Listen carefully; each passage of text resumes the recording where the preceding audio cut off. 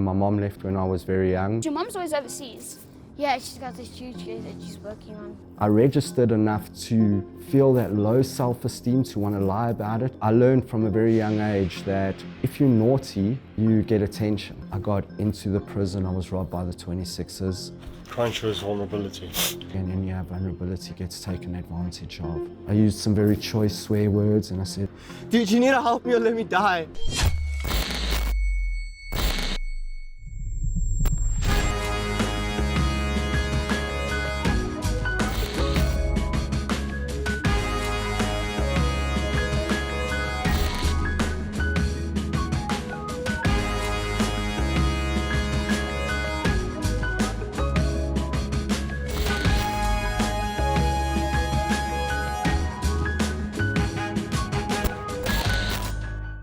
I'm trying to die, you're not letting me die, so help me.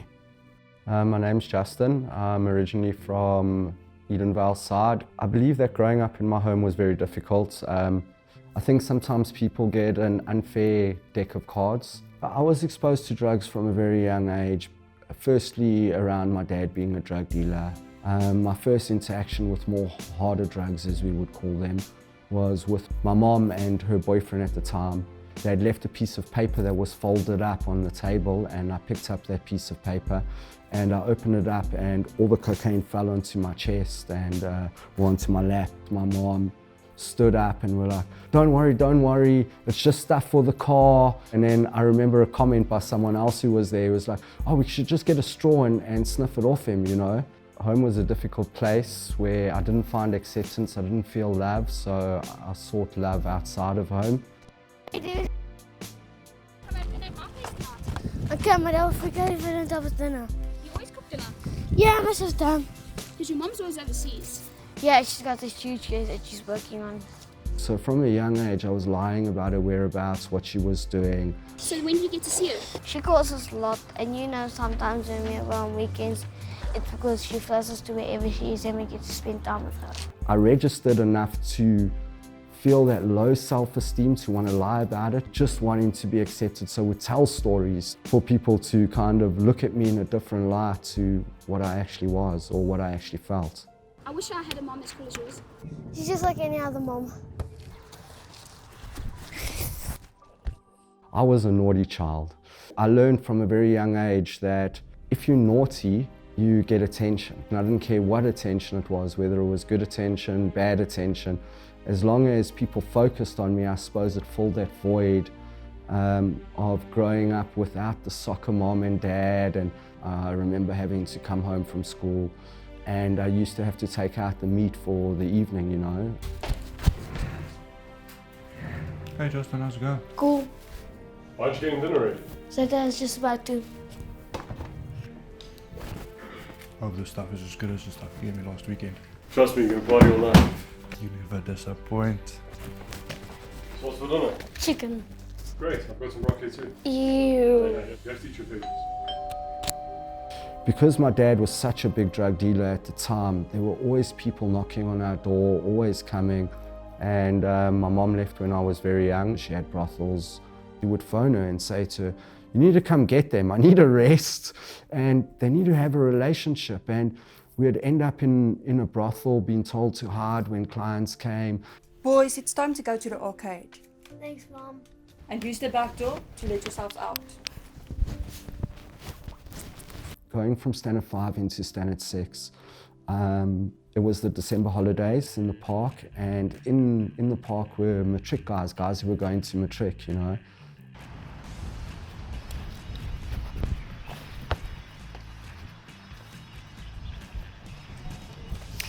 Wow, you're good. I know. I've seen you before. You're in the primary school, right? Not anymore, we're going to Science 6 next year. So you're becoming men now. And they asked us if we were going to that high school that year, the next year, and we were like, yes, it was me and another guy. And they pulled out an envelope of marijuana, and they were like, do you guys want to try some? And I still said to them, Is this weed? It's not. Of course it's weed. It's not. and I was like, I'll show you marijuana. Just And I went home and I got one of those bags out of the deep freeze. And I brought it back. And on that first day that I tried drugs, I learned acceptance and cool. Because from that day on, I was the only standard 6 that didn't receive initiation. And something resonated that if I could provide this or be with this or have this, all that acceptance that I've been looking for, it had arrived, you know. My first experience with drugs was almost like an arrival. My dad's first experience of knowing what was going on was my first arrest when I got arrested with my mom. I can't take it anymore, Dad. Listen to me. Crime shows vulnerability. At about 12 years old, my dad got arrested for the biggest LSD bust in South Africa still to this date. And I'll never forget that night, 12 years old, answering the doorbell. And next thing there were police over the top of the roof, over the side of the wall. They came in, they put me, my brother and my stepmom in the room. Later on they brought my dad through and he told us that everything was going to be okay. Next that was on the front page of the Star newspaper. He went away for about 4 days, came back, and we carried on as normal for about 2 years until one day he came home. He sat down with me and my brother and he said to us, You know, I've been in and out of court for a while. I didn't ask him what he did because I knew what he did. I saw the newspaper articles, I had seen the weed, seen the acid. Does that mean you're going to prison? And he said to us, we've got 2 choices, Either I go hiding in Holland. or I need to face up to what I've done. I think it's better if I serve the time. For how long? I think it's going to be a while. Oh, okay. You guys are going to need to look out for each other. Bringing up 2 boys, 1 father alone, just wanting the best for us. I can understand why he did what he did. I think we do a lot of things in desperation for our kids, you know. I'll make sure that you are well taken care of while I'm away. How? And then he went to prison, and I think that was the hardest time of my life. It was hard because he was the only stable one. I had a stepmom at the time when my dad went to jail, and my dad had left behind a lot of money for my brother and myself. And she ended up cheating on him and taking all the money. I'll be back in the morning. You leaving? Isn't it obvious? What are we gonna have for dinner? Something in the fridge, make a plan. There isn't. Do you think that money for food grows on trees? You need to stop wasting food. I bought groceries at the beginning of the month, and now you want me to waste my money. Stop right there. I think I need to correct you there. And my mom kind of came in like this rescue act. She had a huge personality and a huge aura. They used to call her Tequila Gina. The money may be in your bank account, but it's not yours. How dare you come into my house? Another correction, this is not your house. Kicked her out and took over and came back into our lives, you know. She came back with her whole brothels and crime and all of those things, and I started to look for her attention. And I think my dad says we were like partners in crime, me and her. And I found that she was using cocaine, and I got her attention through using drugs with her. I mean, the stories with me and my mom is she cooked me up my first hit of freebase crack. She lit the pipe.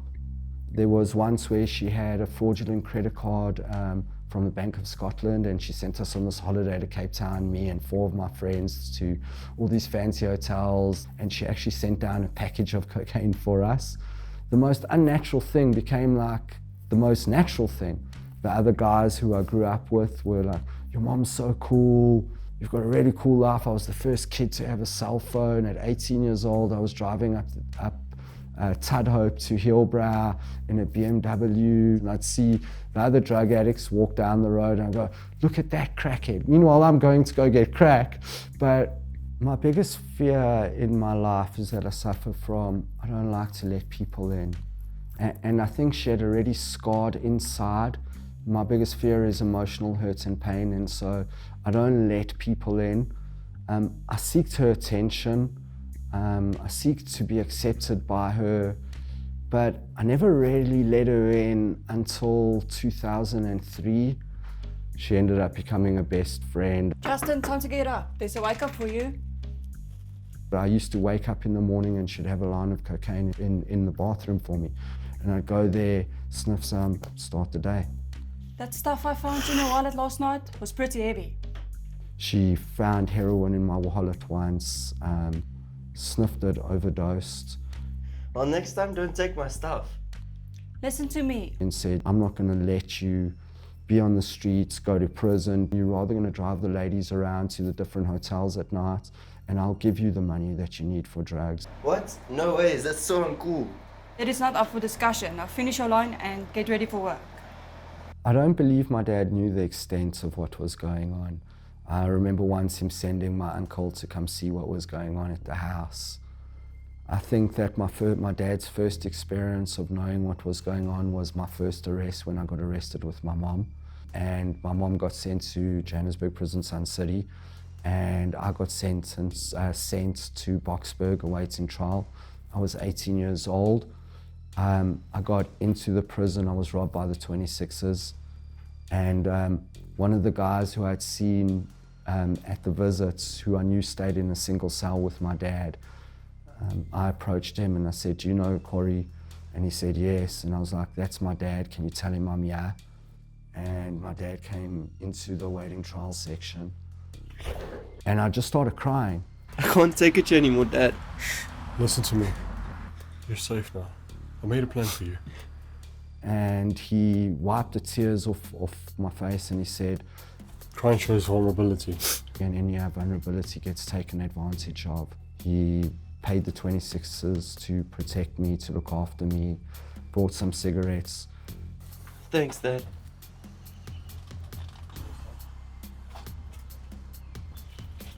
What happened when I got off the prison was business as usual, you know. Got out, my mom got out, carried on using. There isn't a drug that I don't think I haven't had. I've had from dagga to heroin. When she had come out of prison, she was clean. She was staying in Auckland Park. I was living in the park right by Auckland Park, forcing her to give me money for drugs, blaming her that if she was around growing up, I wouldn't be like this. I was manipulating to get what I wanted, and that was the next hit, the next fix. And she managed to get me into a treatment centre, government treatment centre in Pretoria side. And she was phoning me every day and she was telling me, just because you've stepped back, you can come back. Because I was always searching, like it felt like my whole life I was searching for something.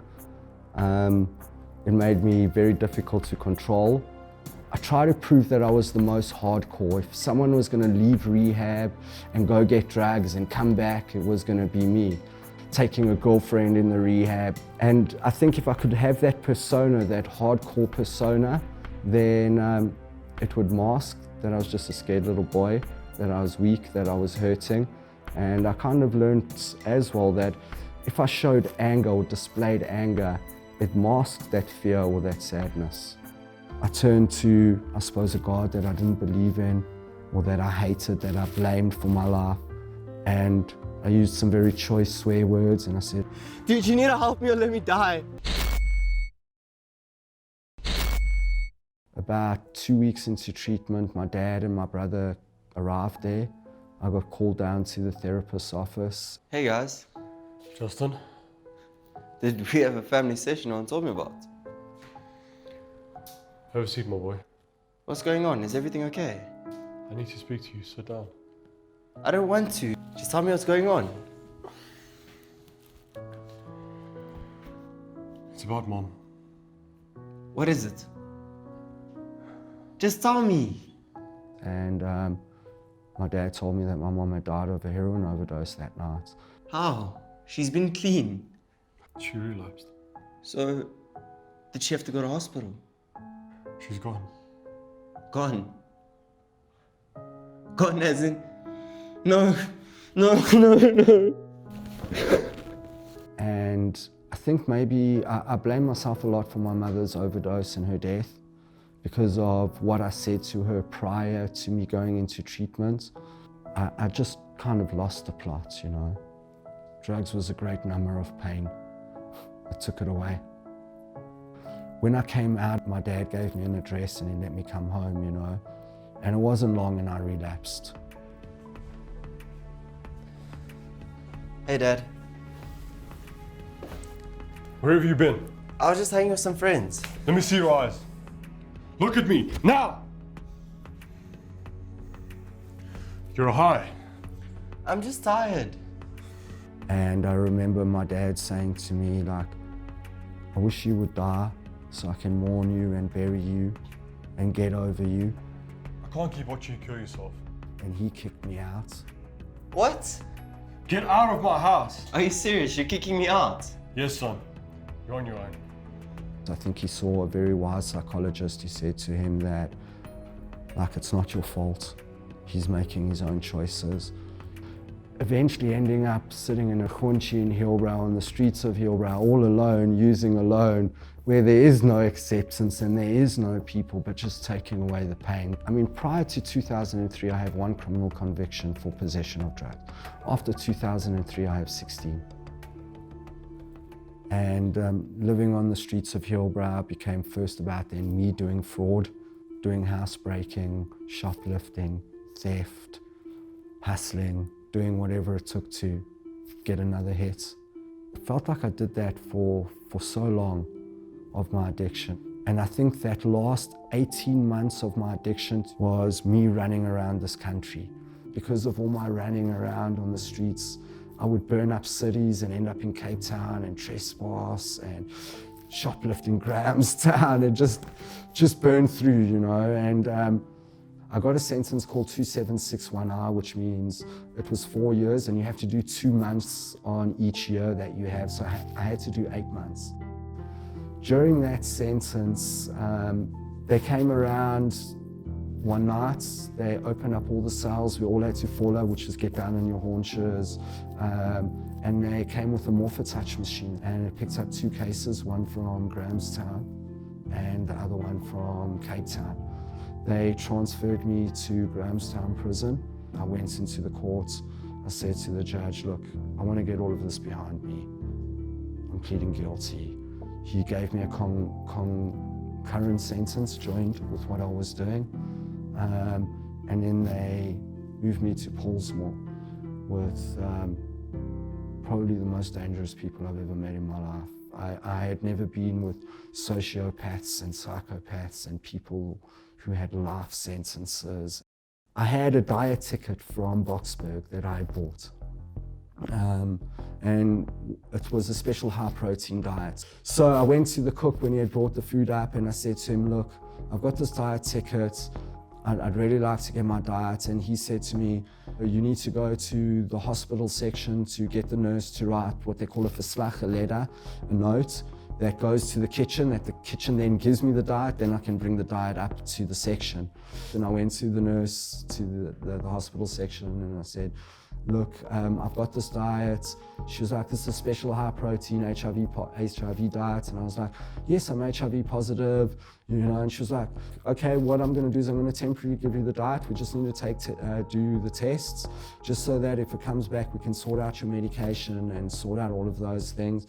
And I walked away from there. I didn't think they were gonna do the test, you know, thinking I'm in trouble because I've just committed fraud in prison. And 2 weeks later, a warder came and heard my name and he took me down to the hospital and I was like, this is it. Hello, Mr. Jansen. Hey. Your HIV status has been confirmed, so you will start receiving the high protein diet from now on. So you're saying... Your test confirmed that you are HIV positive. Oh. And to mask that, to cover that up, that shock, that initial shock. Enjoy the rest of your day. Okay. Thank you. Bye-bye. That was then the most alone I ever felt in my life. I didn't get any medication. I was going to be out in 3 months. They gave me a pre-ARV, which I was allergic to, and I started breaking out in sores, plus doing the crystal meth. all of those things. I only started on medication when I came out of prison, which was in 2008. Then I was getting medication and I started the ARV treatment. Then I relapsed, and then to go sit in a government hospital the whole day and get medication got in the way of being able to get drugs and my hustle to get drugs, so I defaulted in 2010.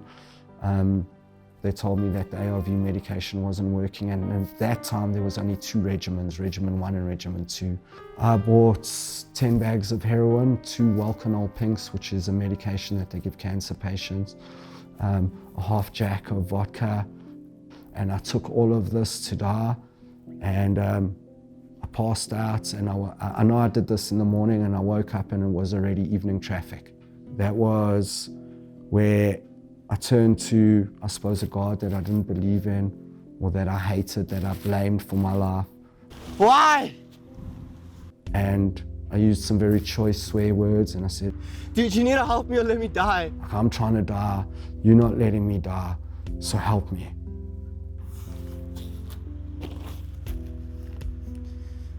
Something happened then. Firstly, I was given money, and I took a bus back to Johannesburg. I woke up that morning on the 12th of September, I leant over, I had my morning shot, put that needle in my arm, went to go hustle, stand at the robots, got picked up by 2 guys who were in recovery and were clean, taken to a 12-step recovery meeting that night, and my clean date is the 13th of September 2010. I haven't used a drug since.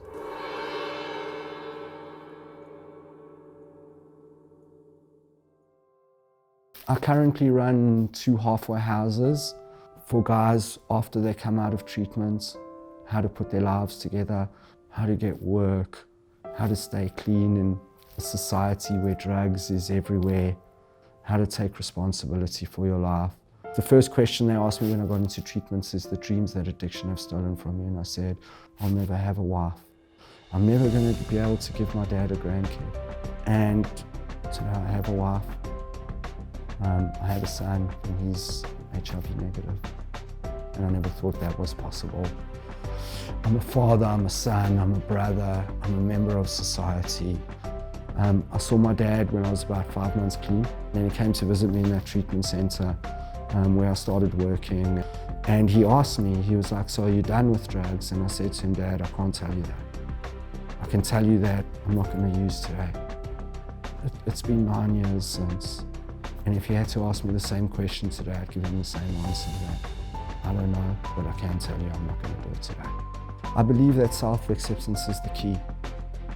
I was always looking outside for acceptance, looking for things outside of myself to make me feel better about myself inside.